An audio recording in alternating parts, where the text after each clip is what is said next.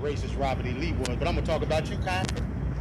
Sitting over there shopping while we talking about Robert E. Lee. This is a picture of you shopping while we talking about racism and history in this country. Only white members of this board got up while we were up here talking too, because you don't give a damn, and it's clear. But I'm gonna tell you what the slaves, my ancestors, said about Robert E. Lee, since you don't know history, sister.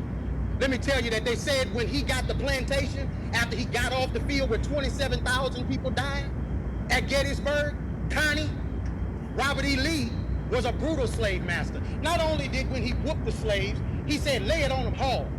After he said lay it on them hard, he said put brine on them so it'll burn them. That's what Robert E. Lee did.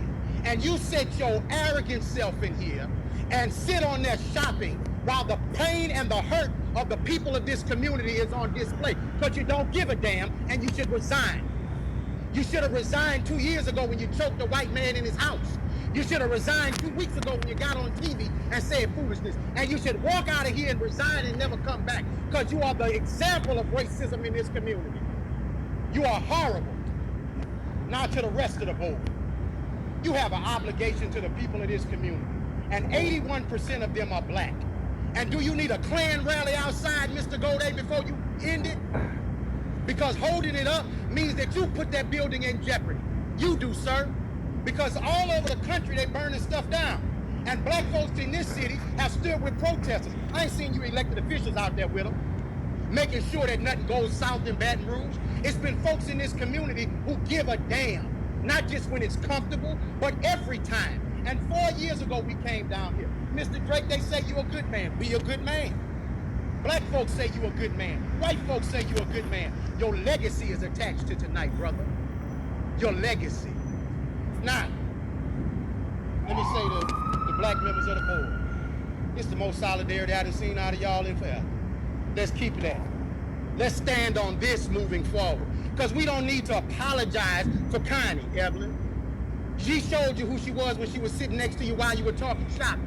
You don't need another example.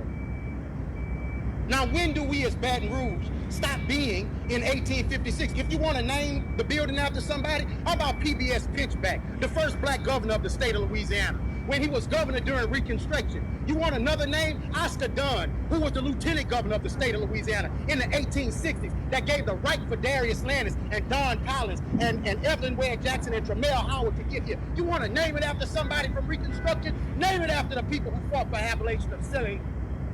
If you want to name it after somebody, honor the right people, the people who are on the right side of history. But it's your ancestor that the school is named after. So you're holding on to your heritage. But we built this joint for free. And we've done begging you to do what's right. Thank you, sir. Next.